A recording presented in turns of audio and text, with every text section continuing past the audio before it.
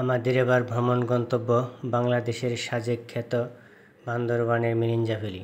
যদিও এক জায়গার সাথে আর এক জায়গার তুলনা করাটা ঠিক না, মিরিঞ্জা ভ্যালি তার নিজের মতো সুন্দর এবং মিরিঞ্জা ভ্যালির যে সৌন্দর্য সেটা আসলে উপভোগ করতে গেলে সেখানে না গেলে কখনোই বোঝা যাবে না।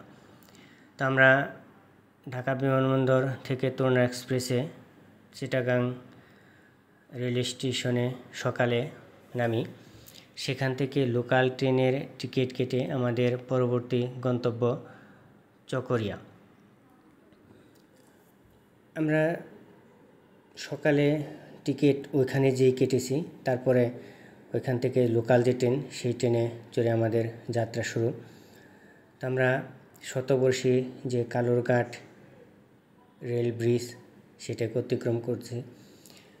অনেক পুরনো ব্রিজ হওয়ার কারণে এখানে ট্রেনগুলো সাধারণত স্লোই চলে।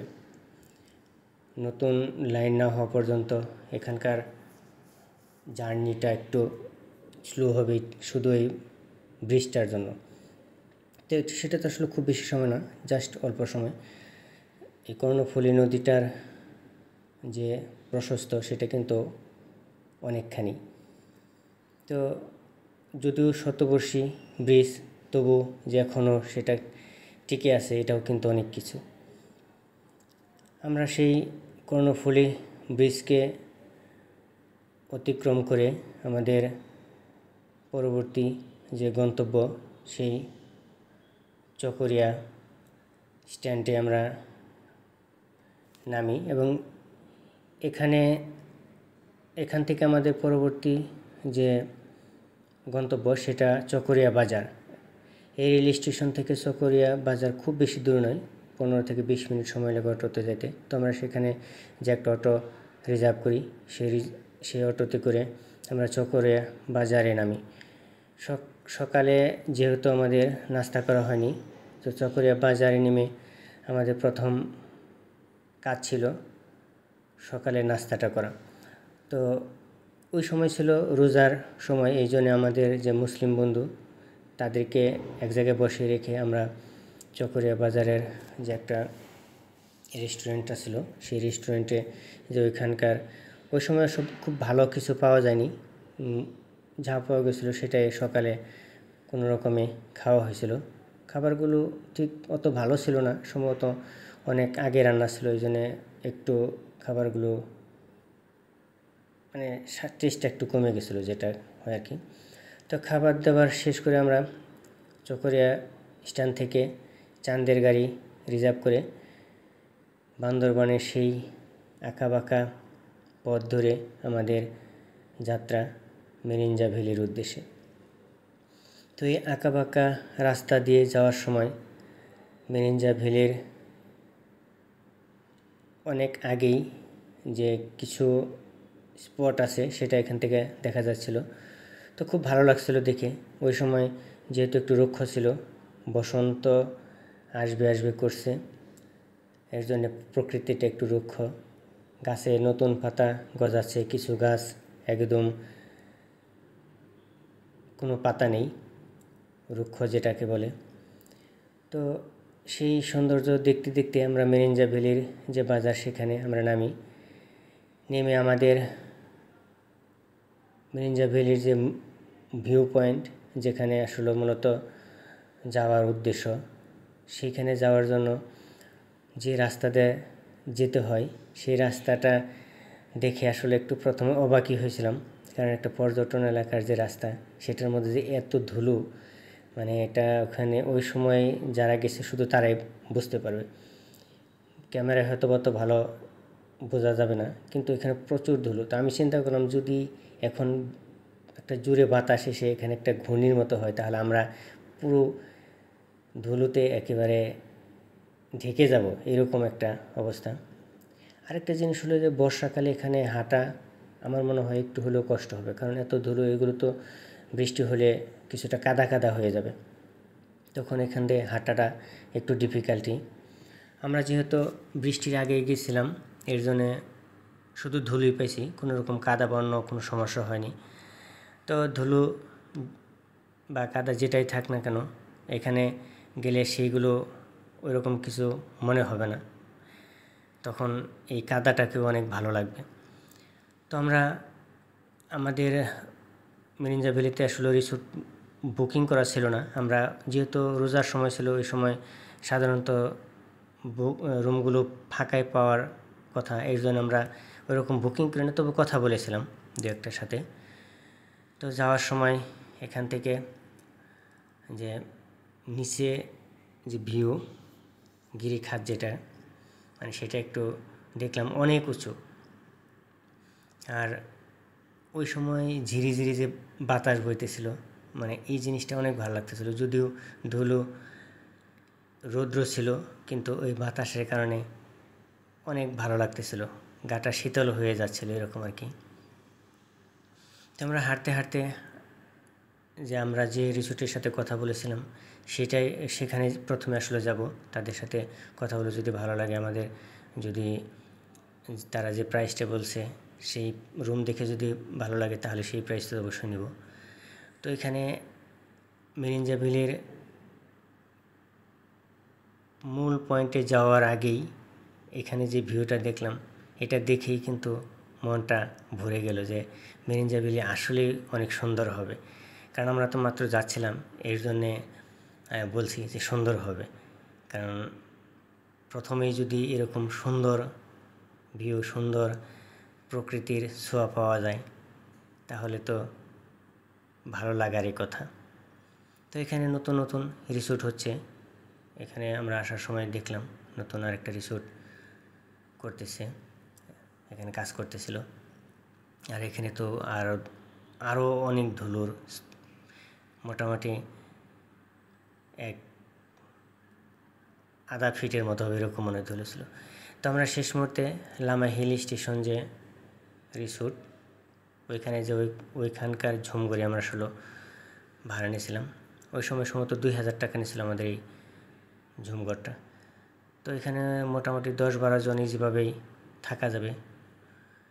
আর কম্বল, বালিশ এগুলো অ্যাভেলেবেল, কোনো সমস্যা নেই। 10-12 জন গেলেও, বা যদি আরও বেশি যায় তাহলে এক্সট্রা বালিশও ওনারা দিবে, যদি হয়তো কিছু চার্জ নিতে পারে অনেক বেশি সাপোর্ট চাইতে গেলে, সেটা খুবই কম। তো আমরা যে রিসোর্ট লামা হিল যে ঝুমঘরটা নিয়েছি, সেখান থেকে প্রথম যে ভিউটা সেটা এখান থেকে দেখতে পাচ্ছি। দূরে মাতামোহরী নদী আমাদের ওইখান থেকে দেখা যাচ্ছিল, যদিও ক্যামেরা এরকম ভালো আসতেছিল না, খালি চোখে দেখা যাচ্ছিল। এটা আমরা যে রিসোর্টে ছিলাম সেটার ওয়াশরুম। তো এখানে একটা সুবিধা ছিল, এখানে দুটো ওয়াশরুম ছিল এবং দুটোই ভালো। সাথে স্নান করার যে জায়গা সেটাও খুব ভালো ছিল। আর এখানে স্নান করতে গেলে আসলে মূলত 200 টাকা করে নেয় এক্সট্রা চার্জ, কারণ জলটা যেহেতু তাদেরকে নিচে থেকে আনতে হয়, এখানে তো ওইরকম জলের কোনো উৎস নেই, এর জন্যে জল নিচে থেকে আনতে হয়, এর জন্যে চার্জটা আসলে নেই। এটা ঠিকই আছে, কারণ অত উঁচুতে জল উঠাতে গেলে তাদের তো একটা খরচ আছে। আর জলগুলো সম্ভবত তারা নিচে থেকে কিনে আনে, আমার যেটা মনে হয় কিনে আনে, না হলে হয়তো ঝর্ণার কোনো জায়গা থেকে আনতে পারে, আমি ঠিক জানি না। তো সুবিধাটা পাওয়াটা আসলে মূল কথা। সব রিসোর্টে নাকি এরকম সুবিধাটা পাওয়া যায় না, তো লামাতে সেই সুবিধাটা ছিল, এটাই আমাদেরকে ভালো লাগছে। এখানে ফ্যামিলি নিয়ে আসলে যাওয়ার মতো আর কি, কোনো সমস্যা নেই। তো এখান থেকে বারবার এখানকার যে প্রকৃতি সেটা দেখতেছিলাম আর ভাবতেছিলাম যে এত সুন্দর একটা জায়গা, 2 দিন যদি এখানে চুপচাপ শুয়ে বসেও কাটিয়ে দেওয়া যাবে, কোনো একদম হেজিটেশন ছাড়া, বোরিং লাগবে না। আর ওই সময় ঝিরিঝিরি বাতাস বইতেছিল, যেটা অন্য লেভেলের ভালো লাগতেছিল। তো আমরা একটু রেস্ট নিয়ে একটু ফ্রেশ হয়ে আমরা ওনাদেরকে দুপুরে লাঞ্চের কথা বলছিলাম, ওনারা আমাদেরকে দুপুরে লাঞ্চটা আসলে এনে দিছে। আমরা যেহেতু আগে বুকিং দিয়ে যাইনি, এই জন্য ওনারা যে রান্না করছে সেই খাবারটা আমরা আসলে পাইনি। তো ওনারা আমাদের জন্য নিচে থেকে কোনো রেস্টুরেন্ট বা কোনো থেকে খাবারটা এনে দিছে। মোটামুটি ছিল খাবার, খুব যে ভালো বলবো তা না, মোটামুটি চলছে আর কি। তো ওনারা যখন পরে আমাদেরকে খাবার প্রোভাইড করছে, ওনাদের রান্না করা খাবার, সেটা কিন্তু অনেক ভালো ছিল। সেটা খেয়ে ওনারা আমাদের রাত্রে যে ডিনার দিছিল সেটাও ভালো ছিল, সকালে খিচুড়ি দিছিল, সেই খিচুড়িটাও ভালো ছিল। তো আমরা এখানে খাওয়া দাওয়া করে আর কিছু সময় রেস্ট নিয়ে তারপর আমাদের পরবর্তী গন্তব্য ছিল লামা বাজার। তো লামা বাজার যাওয়ার আগে এখানে একটা নতুন একটা রিসোর্ট হচ্ছে। তো ওনাদের একজনকে বললাম যে এটা উপরে যে দেখা যাবে নাকি, বললো যে হ্যাঁ যান, উপরে যান, কোনো সমস্যা নেই। তো উপরে যে মূলত উপরে যাওয়ার উদ্দেশ্য ছিল এখান থেকে পুরা যে মিরিঞ্জা ভ্যালির সেই 360 ভিউটা নেওয়ার জন্য। তো এখানে যে আসলেই পুরা মিরিঞ্জা ভ্যালিটা এখান থেকে চারিদিকে দেখা যাচ্ছিল। অনেক দূরে মাতামুহুরী নদী, প্লাস এখানে স্থানীয় যে লোক নিচে বাস করে তাদেরকেও এখান থেকে দেখা যাচ্ছিল। আর এখান থেকে কিছুটা লামার যে মূল বাজারটা সেটাও এখান থেকে দৃষ্টিগোচর হয়েছে। তারপর আমরা এখান থেকে নেমে একটা সিএনজি রিজার্ভ করে আমরা আসলে চললাম ওই লামা বাজারের উদ্দেশ্যে। লামা বাজারের যাওয়ার মূল উদ্দেশ্য ছিল এখানকার যে মানুষ আছে তাদের যে চলাফেরা, তাদের রাস্তাঘাট, তাদের পরিবেশ, বাজারের কী অবস্থা সেগুলো দেখার জন্যই, আর হালকা কিছু কেনার জন্য। আমাদের যেহেতু একজন রোজদার ব্যক্তি ছিল, তার ইফতারের জন্য কিছু নিয়ে আসা ওইখান থেকে। আর প্রধান উদ্দেশ্য ছিল মাতামুহুরী নদীর উপরে যে ব্রিজ আছে সেই ব্রিজ থেকে পুরো মাতামুহুরী নদীটা দেখা। তো এখানে শহরটা আসলে পাহাড়ের মধ্যে যেহেতু শহর, এই জন্য রাস্তাঘাট একটু সরু, এটাই স্বাভাবিক, কারণ এখানে তো আর এত জায়গা পাওয়া যাবে না যে অনেক জায়গা নিয়ে রাস্তা করা। এর জন্য রাস্তাগুলো একটু বাজারঘাট মোটামুটি ভালো, অনেক কিছুই আছে সব দেখে। পরে আমরা ওখান থেকে হেঁটে হেঁটে আমাদের যে মাতামুহুরী নদী সেখানে যাচ্ছিলাম। তো যাওয়ার পথে এরকম অনেকগুলো গাছ, সেটা আসলে তামাক গাছ। আর এই তামাক গাছ আমি মনে করতাম অনেক ছোটো ছোটো হয়, কিন্তু তামাকগুলো যে এত বড় সেটা আমি ওইখানে যেই দেখছি। একজন মানুষ পুরো তামাক গাছের ভিতরে ছিল, তাকে দেখাই যাচ্ছে না, তার উপর দিয়ে তামাক গাছ। তো হাঁটতে হাঁটতে আমরা আসলাম সেই কাঙ্ক্ষিত মাতামুহুরী নদীর উপর ব্রিজে। সেখান থেকে পুরো মাতামুহুরী নদীটাকে দেখলাম। তো সেই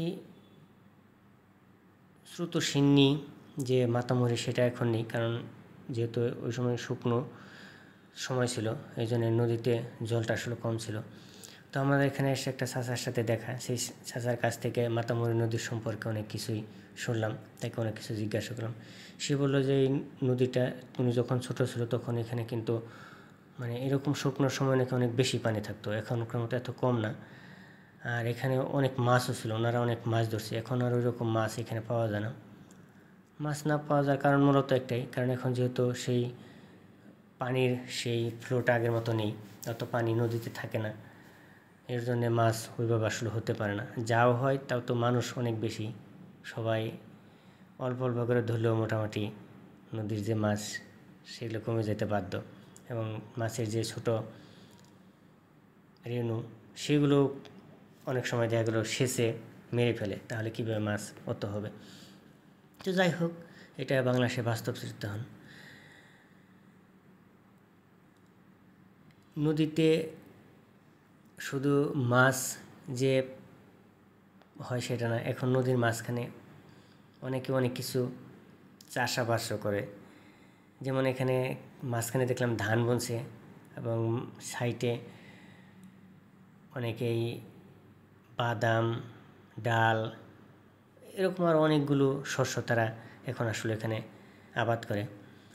তো এখানে আমরা কয়েকজন লোককে দেখলাম নিচে এরকম তারা করতেছে, শস্য উঠিয়ে রৌদ্রে শুকাতেছে।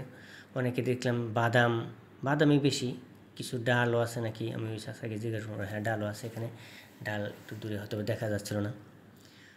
অনেক রকমের জিনিস তারা এই মাতামুহুরী নদীতে এখন চাষাবাস করে। তো আমরা লামা বাজার থেকে এরকম আনারস, পেঁপে আর ইফতারের জন্য অন্য অন্য যে জিনিসগুলো সেগুলো কলা কিনে আনছিলাম। সেই দিনকার ইফতারটা আমাদের সাথে যে মুসলিম কলিগ ছিল সে কিন্তু মানে সে আমাদেরকে বলতেছিল এই ইফতারটা তার হয়তো অনেক অনেক দিন পর্যন্ত মনে থাকবে, যেটা আজীবন হইতে পারে। কারণ এত এই সময়ে এই ঝিরিঝিরি বাতাস, এখানে ওরকম মানুষও ছিল না, শুধু পাখির ডাক, এর মাঝখানে এরকম ইফতারটা অনেক মানে ভালো লাগছিল। তো ইফতার করার পর ওই দিন আমাদের আর কোথাও যাওয়া হয়নি, আমরা ওই রিসোর্টে বসেছিলাম, রাত্রে গল্প গুজব করে শুয়ে পড়ি এবং পরের দিন সকালে আমাদের এখান থেকে পরবর্তী গন্তব্য ছিল কক্সবাজার।